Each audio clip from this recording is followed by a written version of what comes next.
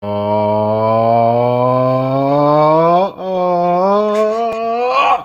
hoy, and welcome to a beautiful Thursday evening.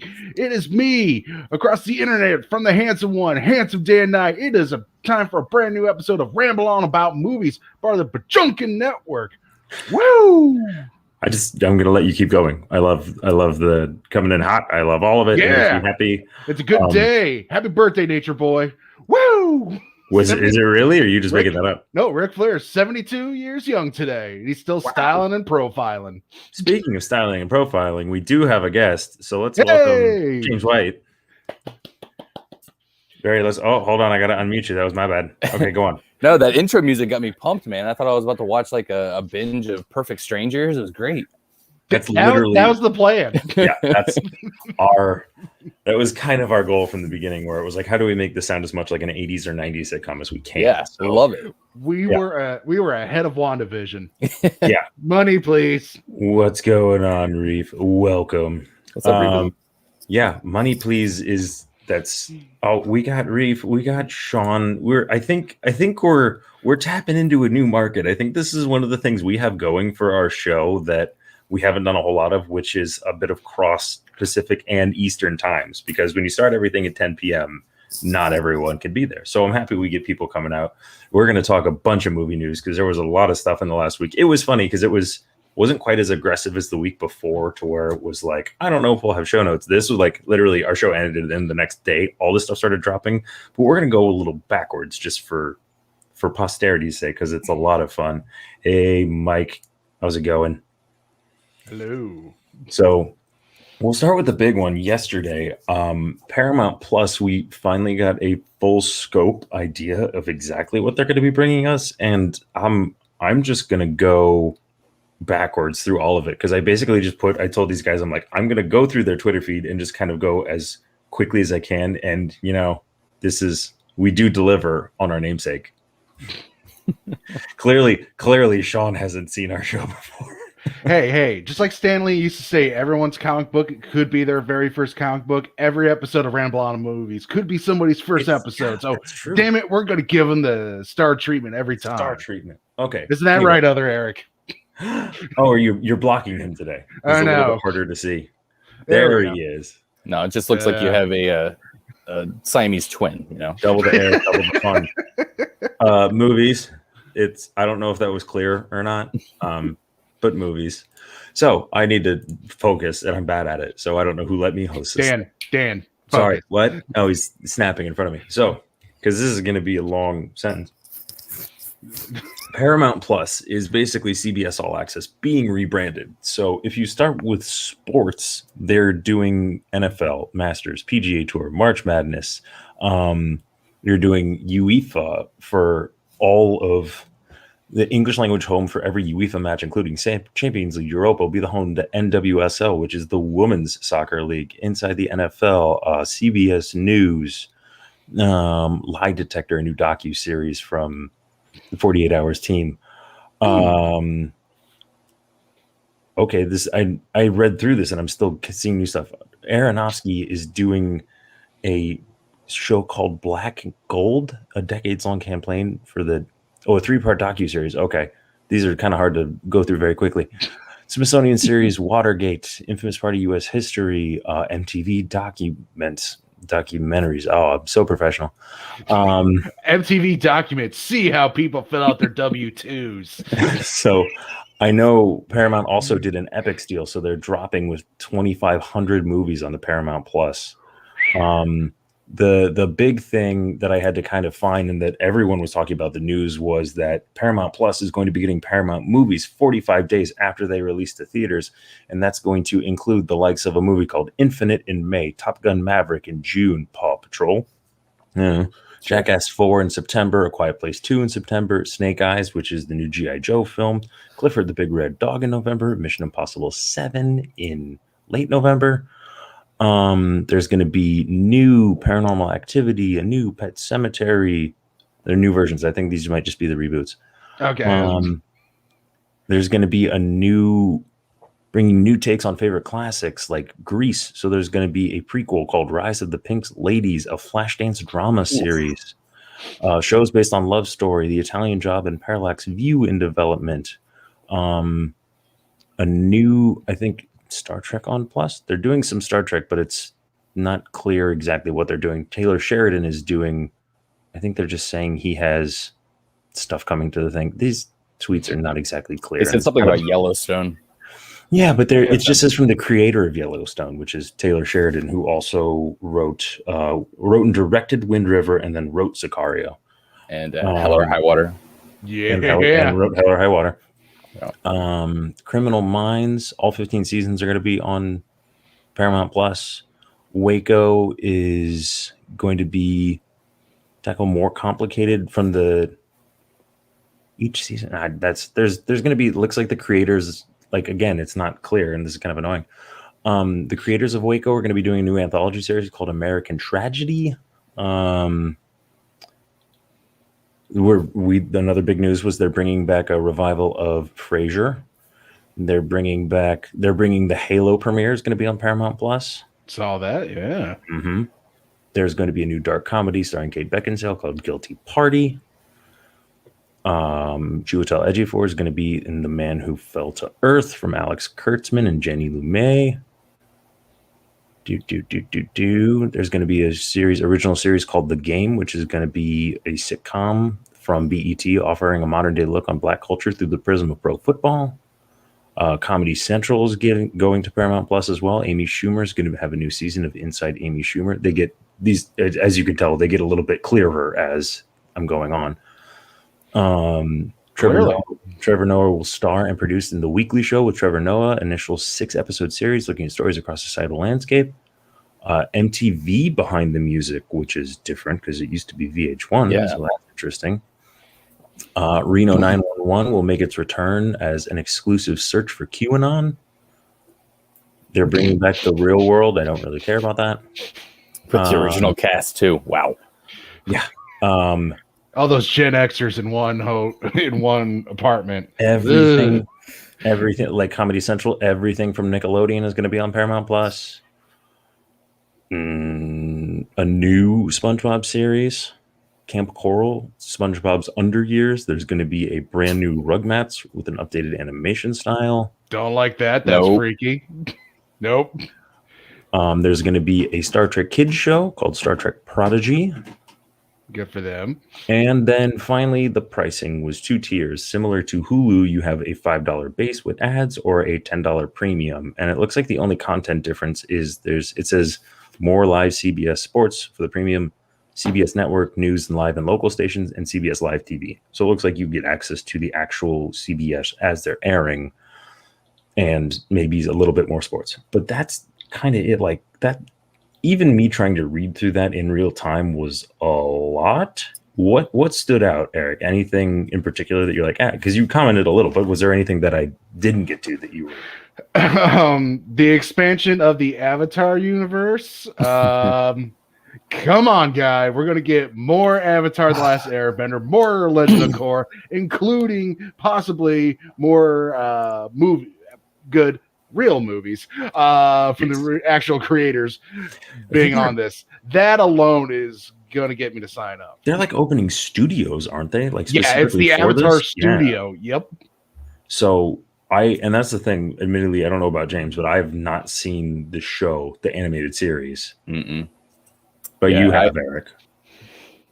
I don't know which one of you I'm more disappointed in. The disappointment was palpable. I could hear it. I could feel it.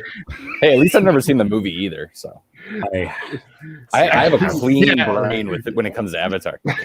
I remember when all this started. When COVID started. When COVID started, I was just like, hey, for all you have kids, you should make them watch Avatar The Last Airbender. Now's a good time. And one of my friends like, yeah, I got my daughter watching. She really enjoyed the movie. I was like, whoa. Wait. Back up. You took the wrong part of that sentence. she eventually corrected the behavior and got her to watch the actual series and loved it. But I was feeling a little bad for a little second there. It was on the notes, and like there might have even been truncated parts about what I just read through, because they dropped. It was not quite as big as that Disney drop in December, but there was still like a lot of densely packed information. What stood out about that for you, James? The sports is really, really big. To be able to get live sports on a streaming platform is going to be pretty huge. They're talking about being able to do NFL games, to be able to watch the NFL on CBS, now Paramount Plus, without having to A, have cable, or B, have the NFL package that you get through like DirecTV and stuff. It's a much cheaper value to get something that is going to be for just like one specific team versus having to get every game that you would. So that's really big. And then all the different sports that they're doing. I'm interested to see what they're going to do with this Trevor Noah show. I mean, is it just going to be John Oliver light? It sounds very, very similar in premise. The Rugrats scare me. I love the Rugrats cartoon, but this 3D animation style is terrifying. And I don't know what it is. I don't know what it is about it, but I just want it to end. I want to burn it. Just don't do that. Honestly, I'm kind of with you, especially as far as the sports go. Being someone who just moved across the country and trying to watch the Browns while living in Southern California proved a little trepidatious and difficult. And maybe I had to go to some parts of the dark web. No, not quite the dark web. Dark web. But I had to really hunt to try to find those games. So if you're telling $5 a month, and I know but Sunday Ticket was something ridiculous for years. It was over $100 for the whole season. It was $100 for the whole season. Was it only $100? Yeah. Oh, I thought it was more than that. No, I think it started off at $150. Then they went down to $100. But the other thing is also you had to get a dish for it. You couldn't use. It was on DirecTV exclusively. Yeah. So you're going to be paying blanket for DirecTV probably $56 a month anyway, plus installation. But I agree that this is one of those things that you're eventually, if you add all these things up, if you add what you're paying for internet, you're going to get close to what you'd be paying for internet and cable anyway. But what you're getting now, especially with the launch of another one of these new platforms, is you're getting a lot more variety, and you're getting, I think it's smart of them to have put in that Epix deal that they're launching with 2,500 movies locked, loaded, and ready to go. You're getting this new content coming through too. I think this will probably, because even Disney Plus, when Disney Plus launched, they were pretty light. What are you going to say, Eric? I was going to say, I'm going through the official press release while we're all talking. Sure. And because also remember, I just discovered this. They also have a deal with MGM for their movies. And so that includes Bond. No Time to Die. So that'll be another one of those movies that come out. They'll show up on there 45 days after. You think? Because I wouldn't be surprised if that's one of the things that they held on to, especially because they pushed it so far. Because they pushed it all the way to October. It's been pushed 15 times by now. It's true, but here's what officially says. What's up, Buck? Following a theatrical release by MGM and an exclusive pay television window with Epix, MGM new movies will become available on Paramount Plus shortly thereafter, including House of Gucci, Creed 3, and the highly anticipated new James Bond, No Time to Die. So they are already saying that is happening. Now, who knows what happens in the world between now and then? Sure. They could change their mind, but it's on the table. Yes. And that's going to be interesting too, because we talked about this a little bit last week, which is, or 2 weeks ago when we were talking about HBO Max and their day and date releases, how are other people going to react to it? And this is the first time we're actually seeing another studio with another streaming service. And this is their kind of answer to it. Obviously, you can't get better than day and date. You can't get better than the day it's going in theaters. You'll be able to watch it at home. So this is they're trying to still generate that revenue, and it'll be interesting to see. The first one's in late March. I have that. I was able to find that. I don't think I exit out of it like a ding dong. No, so Infinite. I don't know what Infinite is, but that comes out, or May 28th, excuse me, not March. But they'll know as early as May, kind of around the time I think we discussed Black Widow is also supposed to be released to theaters. So I think it'll be in a couple of months we'll really start to get an idea of how they're going to start ebbing and flowing and adjusting these schedules from strictly theater to, sometime 45 days seems like a nice round number, like a month and a half. So yeah, there's there was a lot in there, and I'm like kind of impressed because, like I said, Disney Plus, before they started to get their Fox stuff up and running, where they only had the Disney catalog, there's a lot with Marvel and Lucasfilm there, but they didn't even have all the rights to Marvel stuff. So it's like you've seen how Disney Plus has kind of had to bolster as they've gone along and like not necessarily catch up with Amazon or Hulu or Netflix, but I think Paramount retooling CBS All Access because it was. Did either of you guys get that CBS All Access? Yeah. No, I think the closest that it was ever going to happen is my wife really wanted to see Picard, and she was debating getting that free trial, see if she could just crush it in a week. Oh, sure. And that was going to be my question was like, because they were it was Picard or like the Twilight Zone, which I think I just read they've canceled. Like, we're not getting. What? They canceled Twilight Zone? I'm pretty sure. I can double check, but I'm pretty sure I had to see it. No, I'm definitely not getting CBS All Access. From Twilight Zone, and I think it was very recent. Canceled after 2 seasons, and that was released last night. Canceled at CBS. That seems weird, like a weird choice to me, especially if CBS is being folded into Paramount Plus. Maybe there was the wording in the contract had more to do with. Maybe Jordan Peele didn't want to work with them. Well, I think he's one of those Amazon people too. Right. It wasn't included at the Wednesday's presentation for Paramount Plus. It won't return to CBS All Access. Yeah, maybe it's something that they'll pick up down the road a little bit. Right. Maybe. Oh, and then they're talking. I say how disappointed I am, and I never watched it because I didn't get CBS All Access. Same. This is horrible news for a show that I've never watched. Great. I loved the first episode, but yeah, the one that was on YouTube. The one that was free. That was great. That was fantastic. I mean, I really wanted to sign up, but then I didn't. Well, now I'm glad I did. And this is something that's interesting, and I'll do a little detour here because it wasn't in the show notes, but I think the three of us here are old enough to remember. So 45 days being half the traditional theatrical window, and that's still pretty healthy. So you're saying 90 days, so you're saying 3 months. Do you guys look at Mulan over the summer when they did the premiere access on Disney Plus, $30, or you wait 90 days and see it for already included. Right. Gotcha. Do you guys remember though, way back in the day, like going to Blockbuster, how long it was between movies in theaters and when they actually came out to home video? I feel like it was a lot. I feel like it was closer to 6 months as That's opposed what I to would 3. think. Like it was. I would say it was a long time. I think it depended on like how big the movie was, because I remember for the longest time I wanted The Mask on VHS, but it would never get released because everyone was still going to theaters to see it. I think that one took like close to like a year before it came out. Yeah, I don't know the timeline off the top of my head, but I definitely feel like, especially in the last, we'll say 20 years with the inception of streaming and the physical media going, as far as rentals especially, going way down, like the pace has just been like the fact that you see it, like it would be mere weeks sometimes, or it would be like, or the movie would be like out of theaters and then like 2 weeks later all of a sudden it's on home video, and I'm like, Jesus Christ, that was fast. And I say home video, you can tell I'm aging myself by the term home video. So, but yeah, like that just seems kind of surreal. I'll say that. That's probably the best. What I really like about the way things are going now is, it's 45 days, but it's 45 days and then it's directly in your house on a service that you have.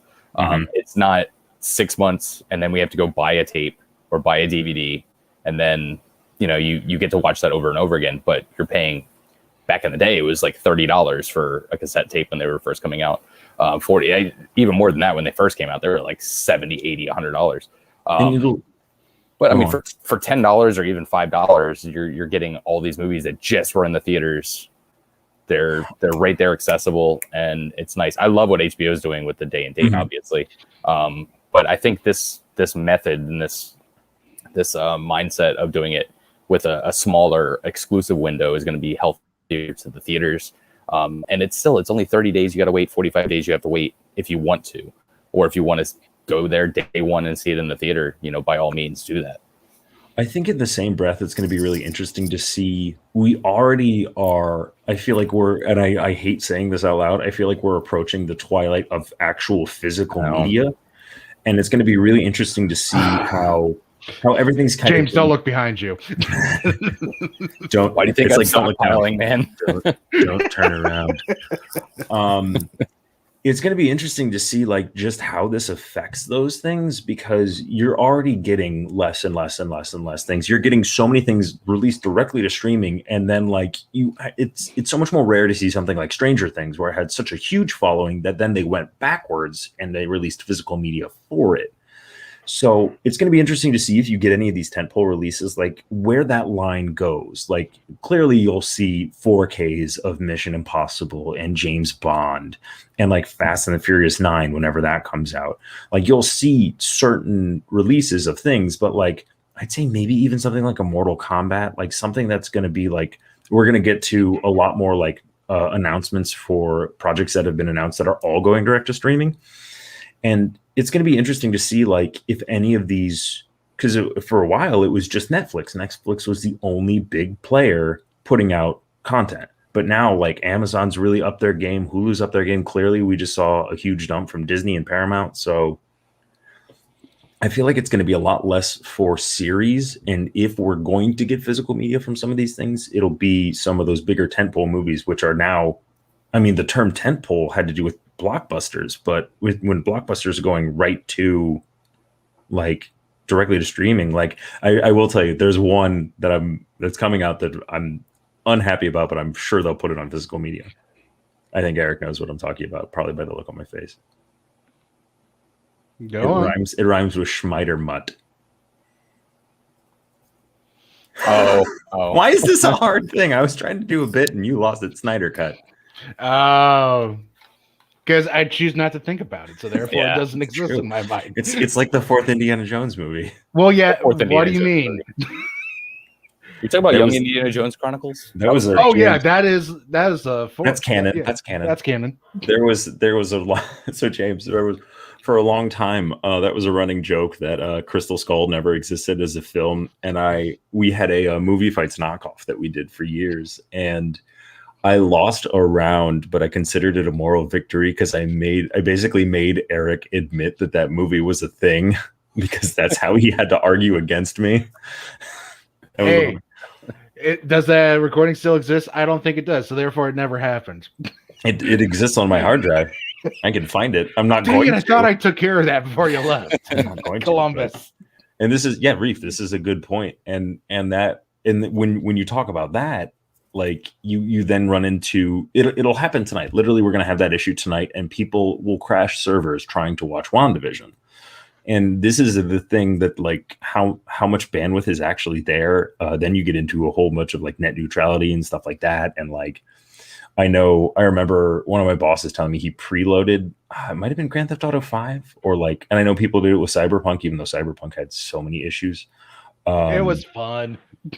But it's more along the lines of like, I'm curious. It's nice as far as like space. Like you're saving space. If you keep things digital, you only need a hard drive theoretically. But as far as like a collector like James, I know Eric has a pretty good movie collection. I had one, but I shrunk it a lot when we moved. Like I prefer physical media, but I cannot ignore the convenience of streaming.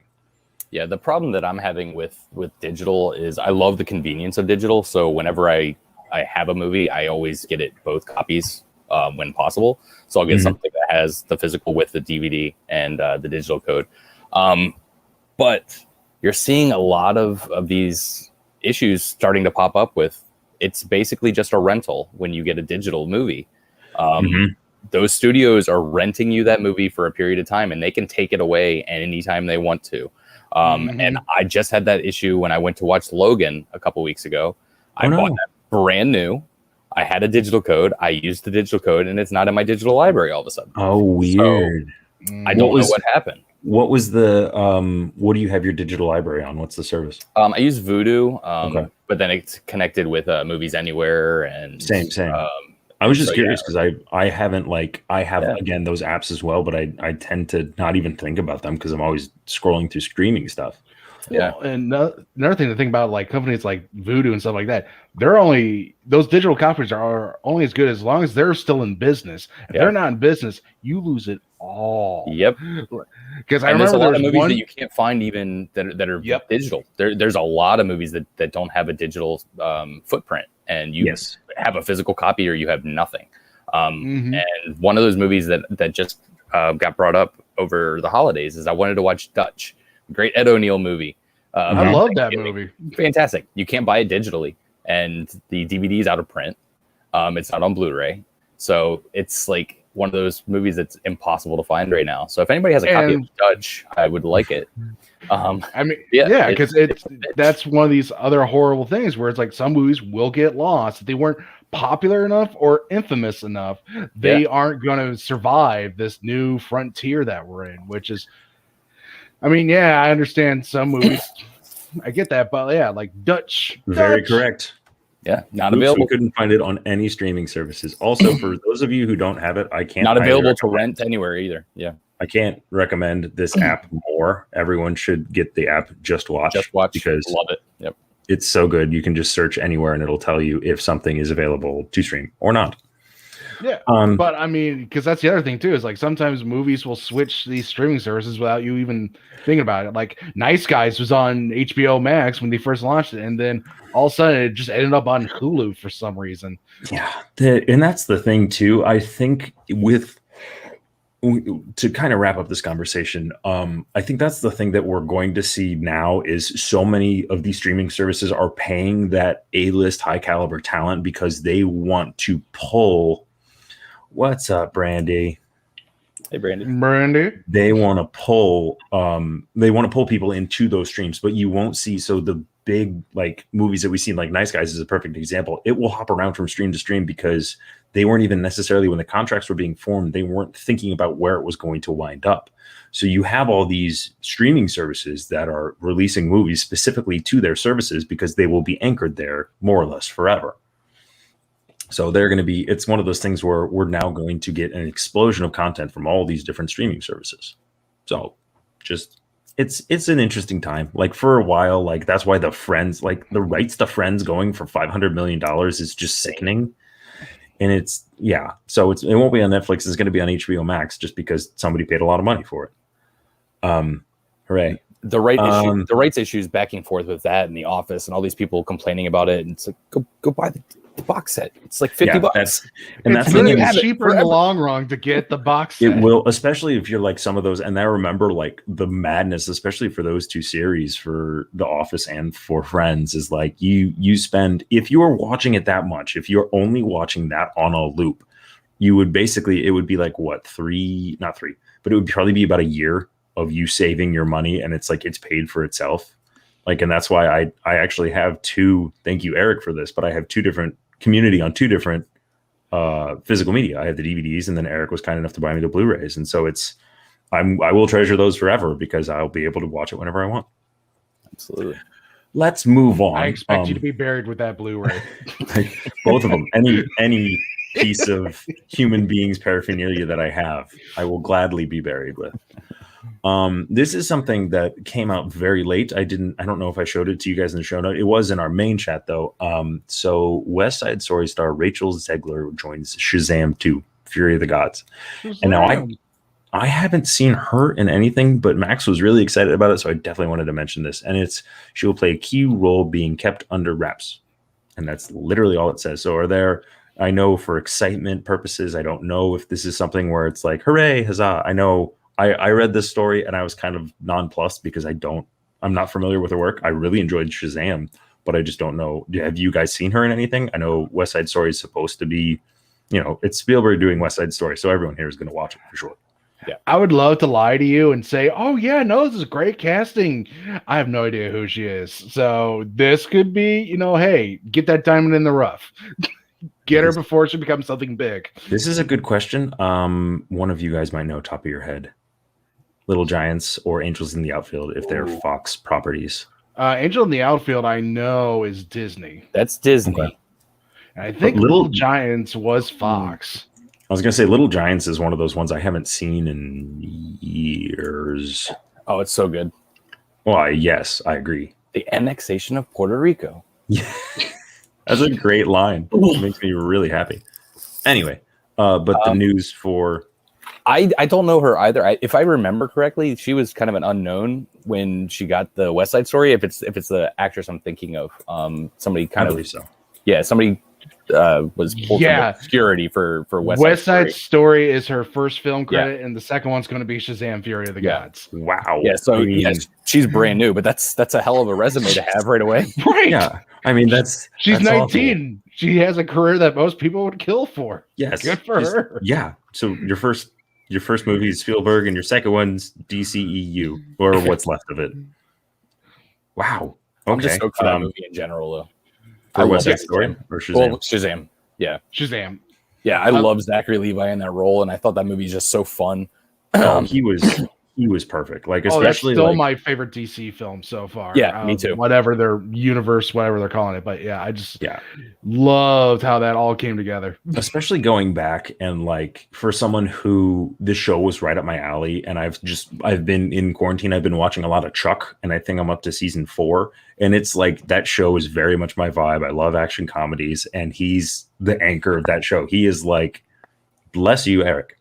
He is like the main, like that show doesn't work without Zach Levi doing what he does. And so I totally get now in hindsight why they put him in the first Psych movie, because it's a very similar vibe. And like, that's my jam. So I think, long story short, excitement for Shazam 2 and the casting. This next bit of movie news dropped right after we stopped recording last week, or it dropped like that night or the morning of the Friday.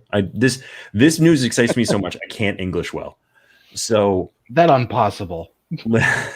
Literally, Edgar Wright to direct Stephen King's The Running Man at Paramount Pictures, with Simon Kinberg's genre films producing. Like, and then I read through it, and he's reteaming with Michael Bacall, who he co-wrote the story for Scott Pilgrim with, and Bacall wrote the screenplay. And it's just everything about that. Eric, how happy am I about this? How happy are you about this? Well, if I'm guessing how happy you are, on this, just say I'm glad the camera's catching this. Nothing below right now. No, I'm excited. I'm gonna lob up some more softballs to Eric. Like, here you go. Just make jokes at my expense. So, Drew, I'm glad you asked, and so we can go a little bit more specifically. So, Running Man was based on the Stephen King novel, and this is not based on that movie. This is not a reboot. This is going to be them taking a different interpretation of that novel. So, whereas it's not a remake of that, essentially. So it's going to be based on the book. So there will probably be common themes that you'll see pop up, and maybe even some scenes, but I would not expect to see the same thing that you saw with. You mean we're not getting Mortal Kombat level fatalities? Come on. I don't know. I mean, go on. It is based on the Running Man book, so yeah, I haven't read the book, so I'm really just excited about this, because I love Edgar Wright and I enjoy the Arnold Running Man. For as goofy and silly as it is, it's still a lot of fun. I watched it for the first time just a few years ago when Richard Dawson came on screen. I was like, "Is that Richard Dawson? What the hell's he doing in Arnold Schwarzenegger?" Right. You could have Eric shame me as well, because I actually have not seen the Schwarzenegger Running Man. You can't just watch it. It's mindless entertainment, but damn it, it's good mindless entertainment. I started Arnold doing his best, cheesy one-liners and all that, and telling Professor Sub-Zero to chill. Yeah, of course. I've been bad about carving out time, because we've been doing this show and then just stuff in my personal life and whatnot. I need to carve out more time to start watching movies again, because I'm bad about that. So I literally have a small list of films to watch. Some of them are newer, some of them are not, but I literally just added The Running Man to it. So it'll get done eventually, but you can ask Eric, and it may eventually, maybe a couple of months. So that's just how my timeline works. Not watching movies. I don't know what that's like. I think that's all do you get Clockwork Orange to do that and study, where you're just like, oh no, I hold them up myself. Yeah. Oh, okay. I don't need to be forced. You got he has friends in love. He has friends and loved ones to come over and just do the jobs for him. Like, James, you don't need to do this. I do it for my love. Love of the movies and the love of the game. I'm studying, damn it. Okay. So that we all just universally agree. Great news. I'd love to, again, if you get Edgar Wright doing an action film, because since he's been growing director. Like, I loved Baby Driver, the action in that, how he can choreograph an action sequence. Yes, please. Yeah, and it's Especially if also you get like a Channing Tatum or somebody like that to star in this. Yeah. Ooh, for sure. yeah. And you're coming off the heels of apparently his most recently. I want to make sure I get the name right. He did a documentary. It's the first time Edgar Wright has done a documentary film, and it's called The Sparks Brothers, and that will be coming out shortly.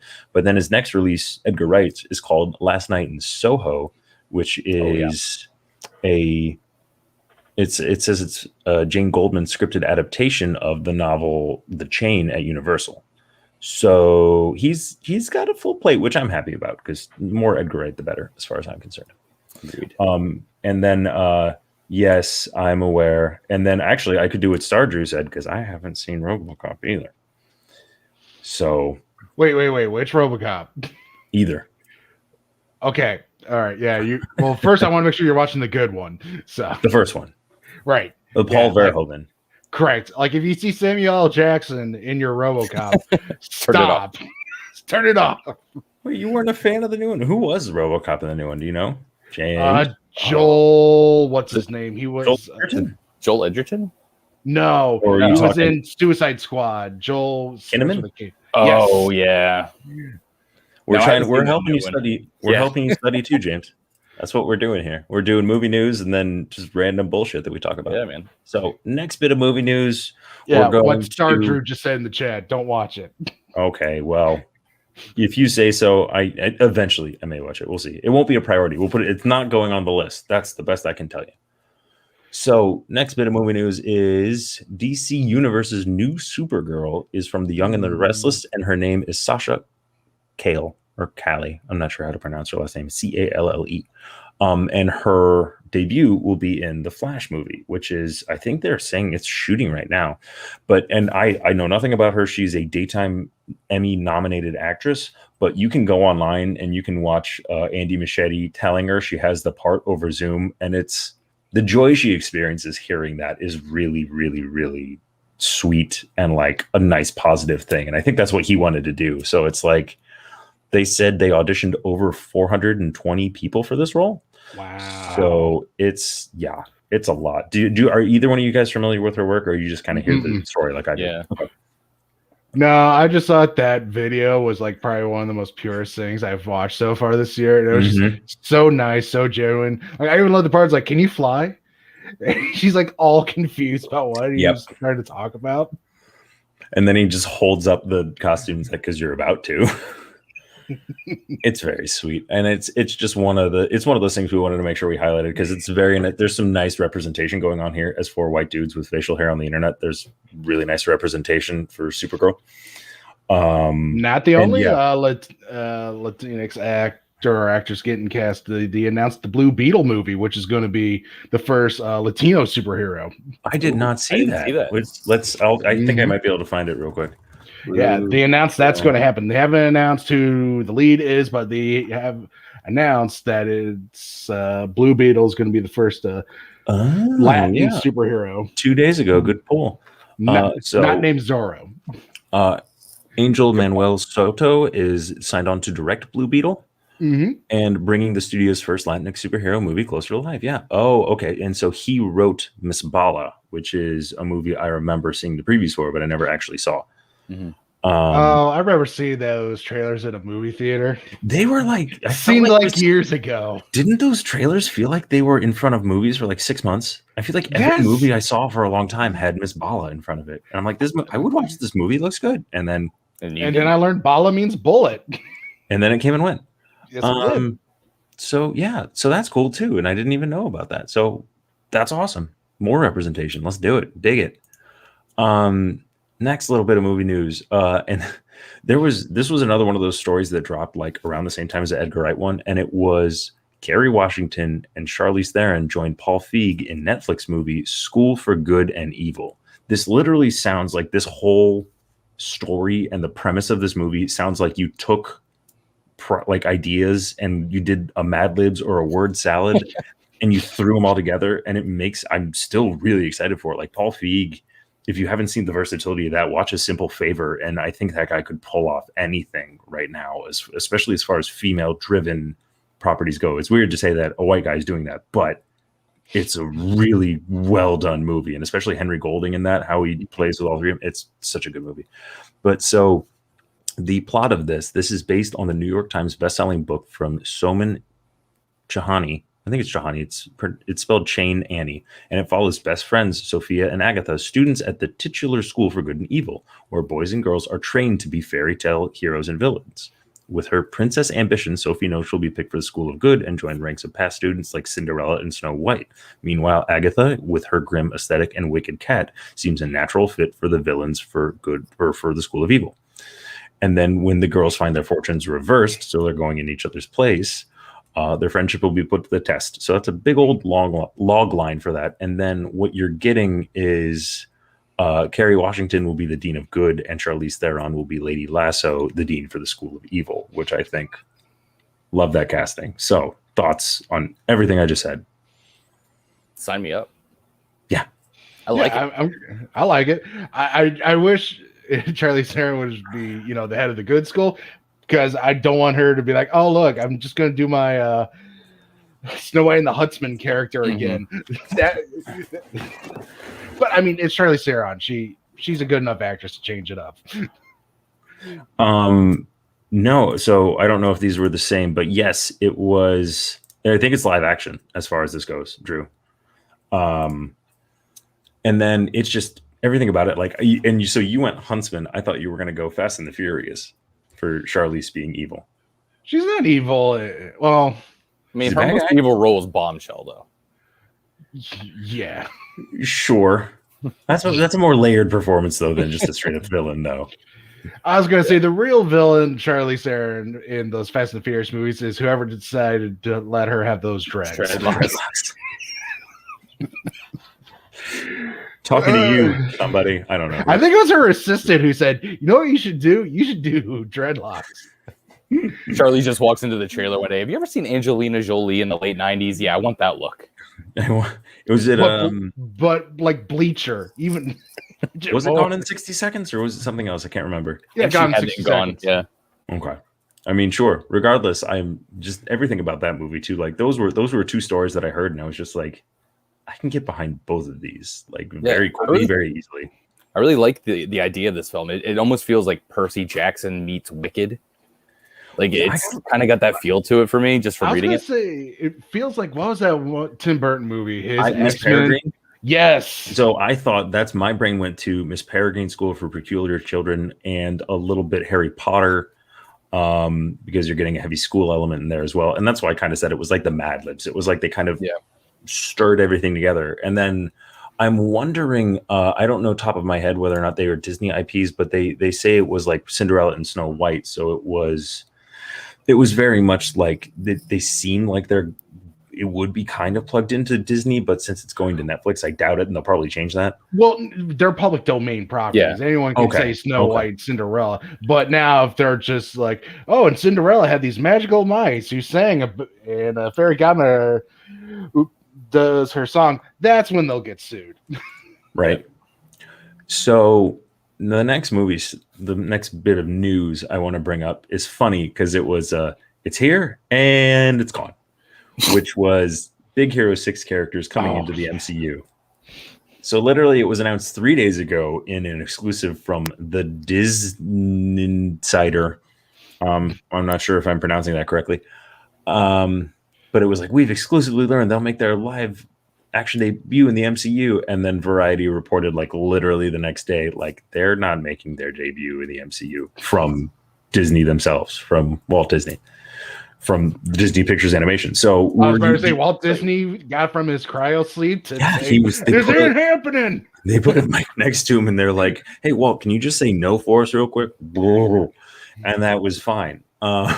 So when you heard about this news, were you excited? Were you surprised? And then when they yanked the rug out from under you, were there hard thoughts and feelings, or was it just kind of like, eh? I had a little sigh of relief when that was pulled because I enjoyed Big Hero 6 in the format that it was, because I think that property works best as an animated film. There's probably some other Marvel properties they could do that with as well, but I'm glad they're like, no, this is an animated film. It's an animated property. And like I said earlier, it works best in that medium. Yeah, James? I'm with Eric. Yeah, I'm totally with Eric. I read it and I was like, why? It's gonna be so weird. I don't know how this is gonna work. And I just felt so much relief when it was pulled back. So who knows whether they're just trying to, curb enthusiasm there. But I just don't know how well it would work in live action. Like, I'm trying to imagine like the CGI Baymax, and I'm like, I don't like that. Are they going to make it like a mech suit? I mean, I don't know what they would have to do to make it believable. Mm-hmm. I'm kind of in the same boat, but like when they first announced it, I was kind of like, cool. Like it was one of those things like I wasn't quite sure how to react, and I was just thinking about like how they're already going to be working so hard to incorporate all these things and like everything that they're doing from X-Men to Fantastic Four, and I'm like, let's just add another thing onto it. I don't want to say I was skeptical, but I was like, as far as like list of priorities in my head for like things coming into the MCU, it probably wouldn't have been top 5, to be honest. I never considered that until it popped up, and I was like, oh wow, yeah, that is a Marvel movie. It is Marvel. And so Mike K says, this is because we do the audio as well. Mike K says, I think Marvel has disowned these characters from the comics, which is why the film and later TV show could have a life of its own. It felt a little bit more to me like, so when Big Hero 6 came out, it was still not Marvel Studios. It had the Marvel imprint on it. But when it came out, it felt much more like what they were trying to do with Sky High in the mid 2000s, to where they literally cast that movie. And then if they wanted to do a subsequent TV show after that, like every actor had a clause saying that they would come back for a TV show if they did that for the Disney Channel. Mm-hmm. And that's kind of how I felt about Big Hero 6, was like, I expected a TV series to come out after it. And there was one. Mm-hmm. Yeah. Perfect. So, well, then I probably didn't see the series, which is how it's on Disney Plus. Yeah, you can see it now, Dan. Add it to the list. That is high of a priority. So also, I'd be perfectly honest. I'll be glad they don't do another Big Hero 6, because the first one was so good on its own. Yeah. I mean, it came out the same year as Frozen, and I thought it gets overlooked because Big Hero 6 deals with way bigger things than Frozen. Frozen has some Frozen's really good. got a lot of layers. Frozen's got a lot of good moments, but I mean, Big Hero 6, it's dealing with depression and loss, and you actually see like how to be human about it, as opposed to, hey, just put those feelings away, kids. I disagree. I think Frozen's got a lot of that too, talking about, feeling depressed and feeling isolated. Well, Frozen, and lonely. I think Frozen gets a lot of negative just because of Let It Go. I think that song just got so big they overlook how good the movie itself is. No, I let that go, but with Frozen, I think there's a lot of problems. Do you want to build a snowman? Anytime, buddy. I mean, it just melted out here, but I got some left. Copyright. Dan, if you want, I will get my recorder out and I'll bust out Let It Go just to make your ears bleed. Will it be the shitty flute version? Oh, absolutely. But where I was going, no, Frozen deals with different topics, different subjects. I'm not saying, but like if you look at Big Hero 6, I think it just got overlooked, where it's just like they both came out the same year. Let's not dog on Big Hero 6. Yeah, I agree. Oh, agreed. But I will be with James on this one, where I think Frozen is a nice departure or a nice maturing of like Disney animation, to where it's like kind of like Tangled was before. Like they're not going to be shying away from dealing with more complex issues with their characters versus, oh, your main character doesn't have parents and they're going to have to struggle with that. Like this, sure, they did that anyway, but there's going to be a different dynamic now. Like they're changing things up. Like it doesn't seem like the Disney that we grew up with in the 90s, where it was your protagonist always really came from a tragic backstory regardless. And there weren't a lot of challenges for them in the film that related to that. It took me a while to get there. I came back around to it, but I got there. You stuck the landing. Yes, you did. Yeah, James. That's also the show. Like you just wait for me to get to my point, and eventually it happens. It's true. It's just sometimes you just gotta let them talk. And thank you everyone for listening to me bullshit. We do have a question here. So while we're on the topic of MCU, we'll do some quick news, and this will be one of them. So, MCU Blade being PG-13 instead of R. And this is something that'll come up with another one of our stories later on. So the Blade movies that came out in the early 2000s, and I'll go with my opinion first. You have varying degrees of quality on all three of them. I feel like you don't get a lot of like harder takes on superhero movies. You don't get something like Sin City. You're not going to get something like the upcoming Mortal Kombat. I know it's not necessarily a comic book movie, but it is a video game movie. Like, you don't get a lot of these movies as we have today without that very first Blade being R-rated. That being said, the way ratings work is they will let you get away with a lot. And especially now, you can throw a lot into a PG-13 movie, a lot of violence specifically, and even blood past that. Yeah, and I agree with Mike. Like, the rating doesn't determine the quality, but it's also like, if you're worried about gore or blood and guts and you want Blade to be a hyper-violent character, I don't think the R rating is going to stop him from doing that. Eric, what are you thinking about this? I mean, it just, to me, it comes down to who's directing it, who's writing it. I mean, I know we got Mahershala Ali as Blade, so yes, I'll be upset deep down inside that I don't get to hear him say some motherfucker's always trying to ice skate uphill. But you make some sacrifices in life. James, what are you thinking? Yeah, it doesn't shock me that it's PG-13, but I am a little disappointed that it's going to be PG-13 because Blade is that type of character I think you need that R rating for. Much like you get with Logan, Wolverine just worked so much better in that R rating. Now, to say that he didn't work in the other movies is not true. Like, Wolverine worked in almost every other movie with the exception of like 2. So yeah, it's all going to come down to that script and the director. I don't think you're going to be able to get a lot of the gore, though. To Dan's point, yeah, you can get away with a lot of stuff. You can drop F-bombs in PG-13 movies. Disney Plus has like 7 of them. It's crazy. When I was rewatching the X-Men movies a couple weeks ago, they had one in every one of the movies, and it's on Disney Plus. But you don't see a lot of blood and guts in PG-13 movies. They'll cut around it. You can. The US has like a real tight grip on that when it comes to violence. Like, we're good with showing things to a certain extent, and we're fine with language now, but they don't let the blood splurts happen in PG-13 too often. The writer, we don't have a director yet for the new Blade, but it is Stacey Osi Kafur, she's an award-winning playwright and screenwriter, and her credits range from Pen 15 to Hunters, which was the Amazon show, to HBO's Watchmen. That was she's the Pacino show, right? Yes. Yep. Yeah. 1970s Nazi hunters. Yeah. Mm-hmm. So she's definitely been all over the place, but it's one of those things that, like, I like. I've heard great. I haven't seen any of those as well, but I've heard great things. Wait, you haven't watched Watchmen? No, I know. Oh, go ahead, add it to the shame list. Watchmen's real good, man. That actually the top of the list. This is a weird rule too. So you can change a lot and you can get away with a lot more, especially if the blood isn't red. And notoriously, the rumor is in Kill Bill, that's why the scene where the bride fights the crazy 88s is in black and white, because he could get away with more gore filming the scene that way and showing it that way versus all the blood that would have been shown in color. That's really interesting. The recent Star Trek movies, Spock was bleeding in every single one of those. But it's blue. No, it's green blood. Oh, green. Apologies. But yeah, they show that. So the last little bit while we're here, we'll talk MCU news, because everybody saw, and we even had a long going thing in the chat, all the fake names for the new Spider-Man film.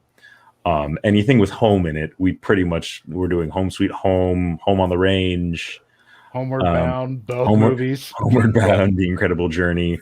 I think I threw a typo into mine when I did that.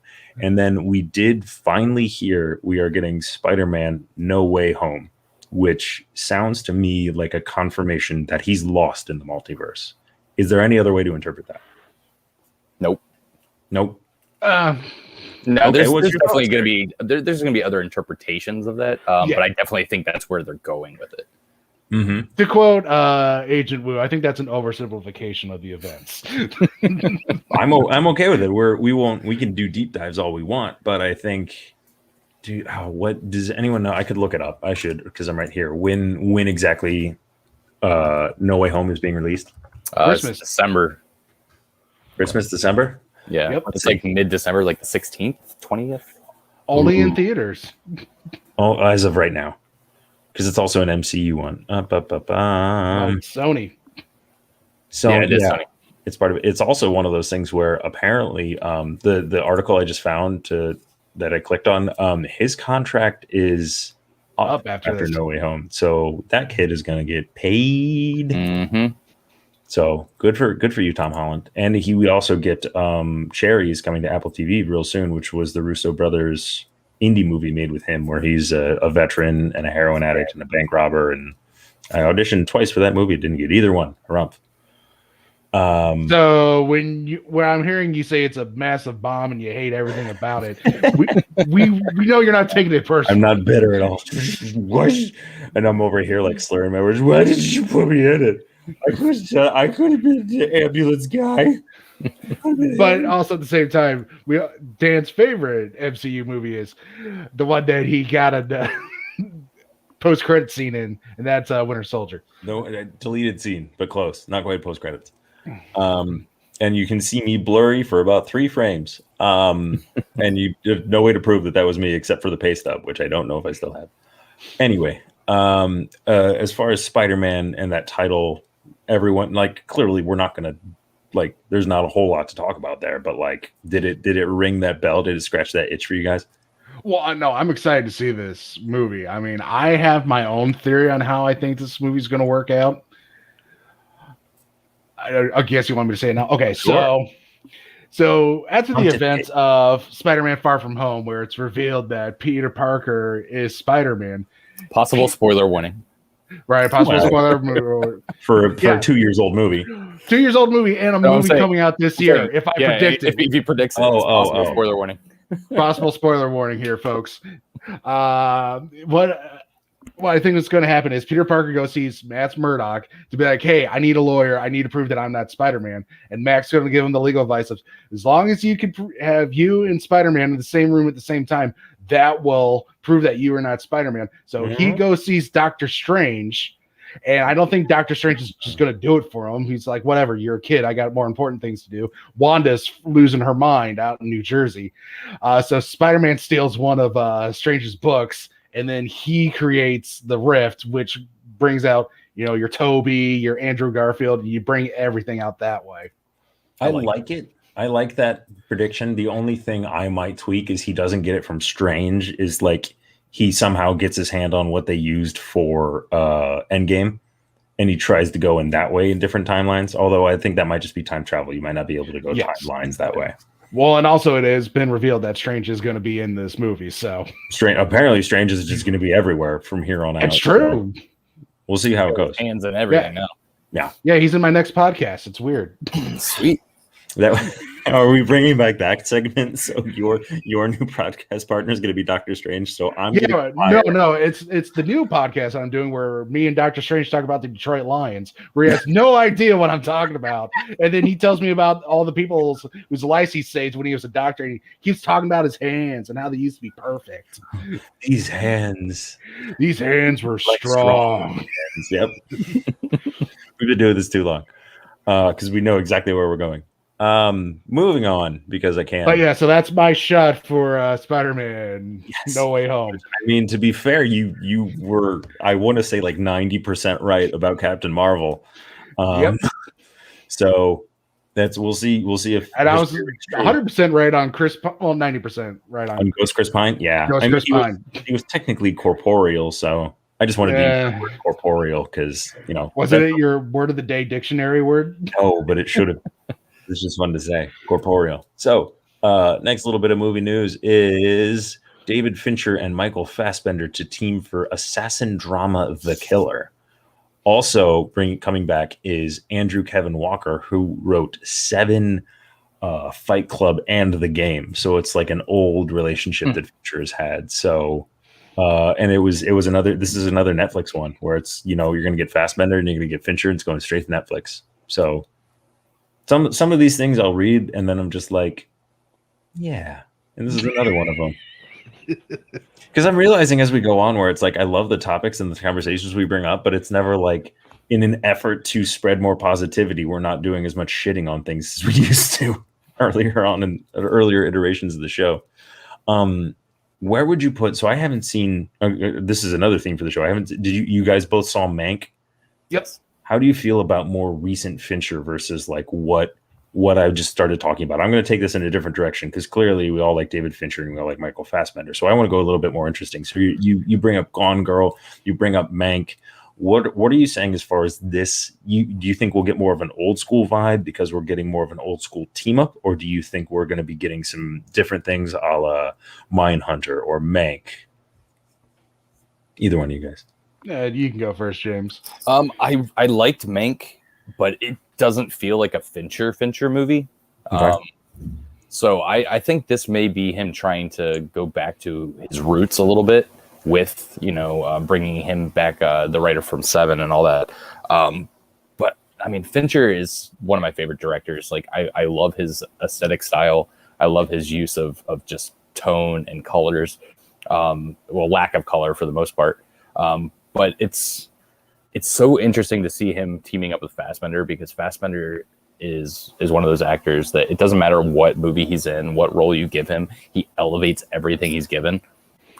So you give him David Fincher to work with and a good script, and I think this could be, one of my favorite movies that comes out from Netflix for the foreseeable future.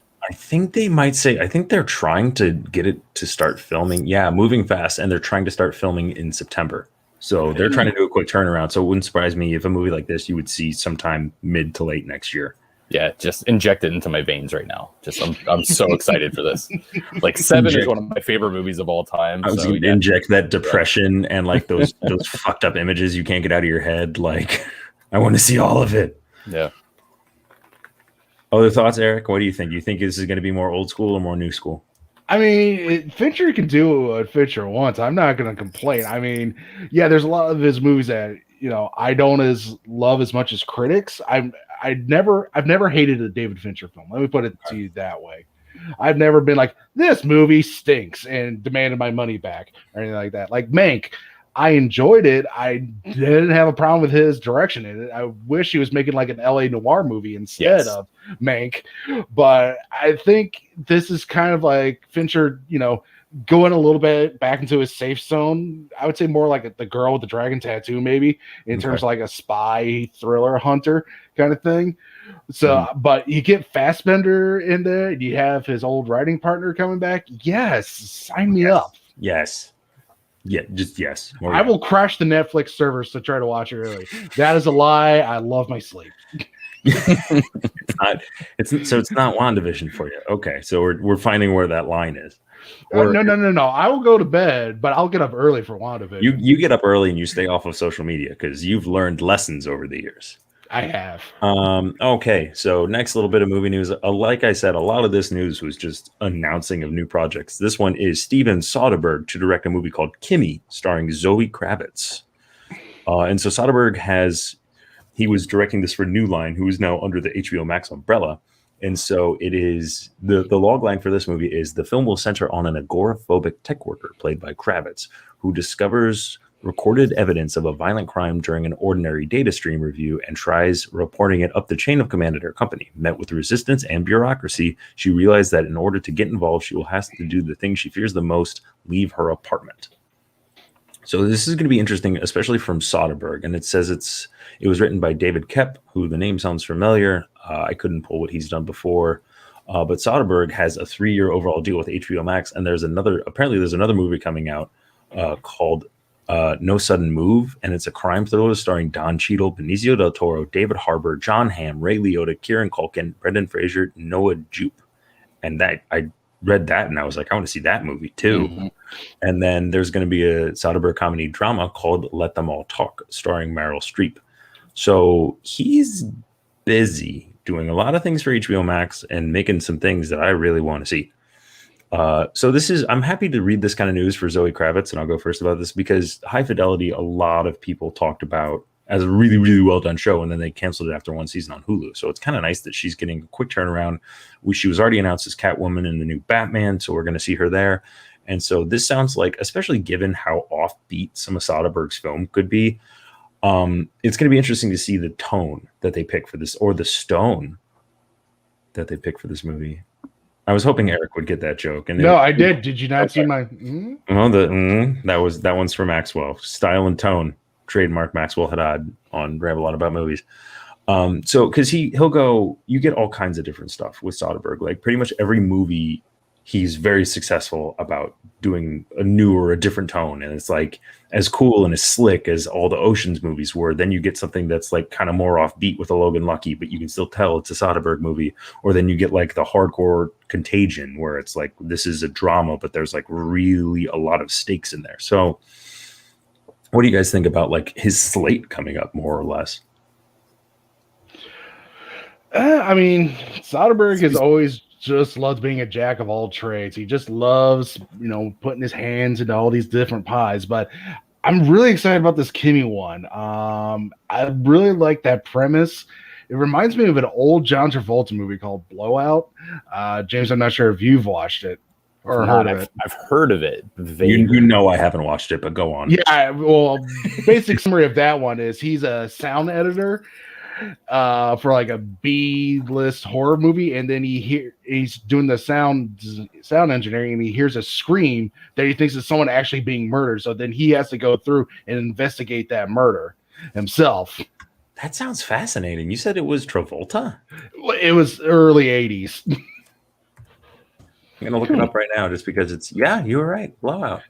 That's interesting. But I mean, this is a similar premise where like you have someone whose job is not to handle this kind of thing, and you add that extra layer of the agoraphobia, forcing her to leave her house to try to solve this mystery. So that's the project that's got me the most interested from Soderbergh. Blowout, and this is going to be mostly for James, came out in 1981, directed and written by Brian De Palma.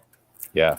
Also starring Nancy Allen, John Lithgow, and Dennis Franz of NYPD Blue Flame. So, I'm going to be watching this movie. Yeah, it does sound interesting. There's a Criterion Collection for it. Wow, even more impressive. Travolta's in a Criterion film? And it's not Face Off? And anyway. I was going to say, there's an Armageddon Criterion Collection. Yeah. Qualities on the spectrum there. All right. Last little bit of movie news. There's two more I want to cover real quick. Mike Tyson limited series from I, Tonya scene set up at Hulu, which is interesting. I think they said it's going to be a eight episode arc for like a small miniseries, and then it's literally the entire creative team from I, Tonya, like Steven Rogers, who wrote the film, is going to be on Iron Mike as an executive producer. Greg Gillespie, who directed the films, will direct and executive produce. Margot Robbie is bringing her thing. The things that she produces, like, it's kind of fun to watch her be in movies, and then she's also producing them. But then she's really, I think we talked about this a couple of years ago, like she's also really putting on a producer hat and putting out a lot of content as well. So that's kind of cool. And then it just kind of goes into Karen Gist will be the showrunner and executive producer. And she was the showrunner for Mixed Dish and Fox's Star, which I never heard of, but she was also involved in Grey's Anatomy and Revenge and House of Lies. So a like longstanding TV talent they're putting at the head of this. And then it just kind of goes into Tyson and his background and the things they'll kind of low key cover over it. So this was one of those things where I'm like, cool. I don't know if there's much more to talk about here because it was just one of those things that I thought was interesting. I think the last little bit of movie news is a little bit more because Eric told me not to cover it, but we're going to cover it anyway. Well, now you said this is on HBO Max, this Tyson thing? Hulu. Okay. Mm-hmm. I was going to say, if it's going to be on HBO Max, just watch the Tyson movie that HBO made years ago with Michael Jai White as Mike Tyson. That's all you need. I mean, he'd be a great Mike Tyson. I don't know. I like these little sports documentaries that they've been doing. So I don't know how much this is going to be, if it's going to be so much narrative or it's narrative. It's not a documentary. Yeah. So they're doing like they haven't said anything about who's casting it. I don't. Okay, so it's not The Last Dance, but I was thinking Last Dance. I was thinking Tiger. No, it is a new series that they're going to be like dramatic reenactments more or less, and like basically centered around him, kind of like I, Tonya would be my guess. And I loved I, Tonya. You know, I, Tonya's great, and the Mike Tyson Mysteries was great. If you never watched that show, that show was amazing. Heard of it? Yeah, I watched two. I think I watched the one episode when I was not feeling good, and I was like, okay, I gotta wait till I'm 100% before I watch this again. This show is too weird for me. It is amazing. Norm Macdonald voices a pigeon, and Jim Rash voices like a ghost. I do love some Jim Rash. And they drive around in a van and solve mysteries, and it's great. It's very Scooby Doo. That's right. It's very recent. I know what you're talking about now. Yeah, it was on Adult Swim. Yeah, it's great. All right, to wrap us up, the last little bit of movie news is it starts off very optimistic. Tom Morello to executive produce upcoming Netflix film Metal Lords, and then it says the metal-themed film is going to be written by D.B. Weiss of Game of Thrones fame. And I'm hesitant when you get to that. Although he is doing this on a previously adapted, like there's already base material. So that lends me to believe like, oh, this could be really good. And it's about, it says the entire plot of the movie is two kids want to start a heavy metal band in a high school where exactly two kids care about heavy metal. So I like the setup. It was just one of those things. And when I shared it in our group chat earlier, I'm like, I want to believe that this project can be good, but I've been burned before. So yeah, the DB Weiss thing, it makes me a little hesitant too. But to your point, Game of Thrones was great until they had to come up with their own material. It was. If this is previously worked on script and they have some source material to work from, I like the premise. And I love Tom Morello, so anything he puts his name behind, hopefully, will be good. So I'm hoping they can nail this one. It's just burn me once, shame on me. And it is the film. Jaden Martell will be the main character, who we know. Love that guy. He's one of those kids who's like you're seeing them and everything, and good for them. And then it also says Tom Morello will serve as the executive music producer. So I'm imagining he'll get like a regular producing credit too, plus the movie, like because he's done music for countless number of films. So Eric, do you have strong feelings about this? I know you want to talk about it. You're like, Nope, I do not have any strong opinions on this. I will recommend Tom Morello's, if you have Sirius XM, just listen to his channel sometimes. He's got some interesting thoughts on life. Oh, okay. I didn't know he had his own channel. Yeah. That's fun. I don't have Sirius XM, but maybe I could find it online streaming somehow. I mean, I like the basic concept of this enough. I mean, it's going to be like heavy metal Sing Street. So, I mean, I'm not complaining about that. Yes, because that's the elevator pitch I'm in. That would be a lot of fun. So, all that being said, and I'll vamp for a minute or two if anybody in the chat has anything else they want us to talk about. Clearly, we like you've thrown random stuff at us, and we'll just give our opinions on it as well. Because I think I can't remember if I actually saw an article about Blade being PG-13. Because otherwise, it probably would have made my show notes as well. Because I very much tried to throw a whole bunch of stuff in there at once. Yeah, was there anything you guys about it? But yeah. I mean, that's the trade-off. If you want Blade to be part of the MCU, it's got to be PG-13. Otherwise, it'd be R and it'd be under the Fox umbrella. And you might get lucky if you get him showing up in something. But you got to remember, Kevin Feige loves Blade. This is like what he's wanted to work on for a long time. So, yeah, it's going to suck not seeing as much blood or hearing as many obscenities, but has the MCU done us wrong yet? Yeah, right. Like they've been fine without it so far, and you saw what happened when DCEU tried to push and go edgy, and they didn't have a fully fleshed out character like Deadpool did. And I feel like as much business minded as MCU and Disney is, there unless it's a proven property and IP, and you can't say Blade has been in the past 15 years, so they won't make that investment to really make it hard R. Versus Deadpool, that they've already said Deadpool will remain hard R in its own vein because that's a smart thing for them to do. They know the return on that investment will be good for them. So, and Deadpool moving over to the MCU, if they do decide to do that, would make so much sense too because they can actually bleep him and he can fourth wall break. What are you bleeping before? Right, you can't force wall break Blade. Yeah, no, it doesn't work with the seriousness of that character. I'm not seeing anything in the chat, so I'm going to go ahead and wrap this show up. So we have here on the network, we do have a Patreon. Be sure you check it out. I'm clicking the thing, and it's not coming up, so I don't know. It's there. Why. I see it. There. Okay, there it goes. It took a second for me to come up. That's weird. So go check us out over there at the Bajukin, the PJ Campbell Network. I think if you just search for it, you should be able to find it. It doesn't have the exact link over there. And I want to thank all our producers. We have executive producers and gold producers, and I don't have the names of them all in front of me, so I am a slacker, and I will make sure I have that for next time, for next week. We will do that. Make sure you come in on Saturday, because we will be doing our water cooler chat about WandaVision with just a tiny, tiny little bit of the new Superman and Lois, because I know that's something they wanted to talk about. And then, hey, stick around to this channel, because in a little under 45 minutes, you will get to see the namesake, PJ himself, also Maxwell Haddad, interviewing another spectacular Broadway talent in Christina Siju. I hope I pronounced that right, because I just kind of took a shot at it. Hey, I think it sounded good. I think okay.